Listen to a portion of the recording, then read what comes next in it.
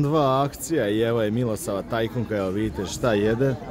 Znači malo je se otvorio apetit, kupio sam je pitu za 47 eura, naravno ja kao galantan gospodin dao sam 50. Kazuj baba, da li si vještica?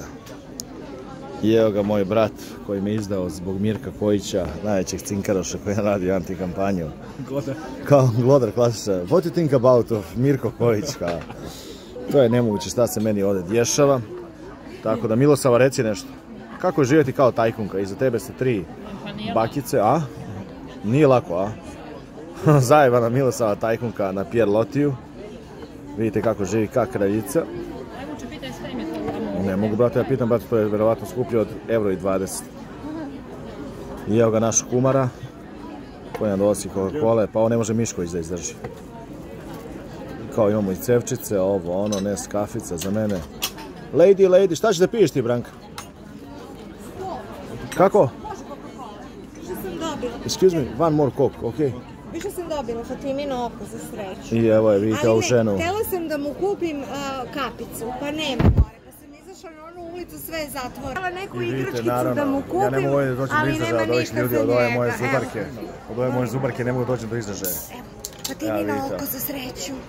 To je žena koja radi za Muriju, tako da nemojte mi ništa verujete. Evo vidite kako je ovdje iživljavanje.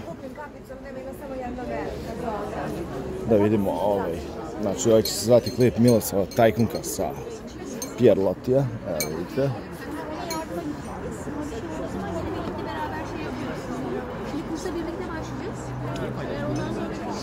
Najlepši deo Istanbula, Pier Loti.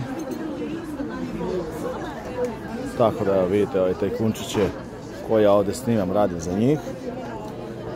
Milosava totalno se življava, pije 2 pića odjednom. Milosava, kakav je osjećaj biti tajkunka? Šta kažeš? Još nisi tajkunka? Vidite kako je ona devojka koja voli tajkunski lajfić. Gdje ću ja sedem, gospođo? Yeah! Gdje ste glodari?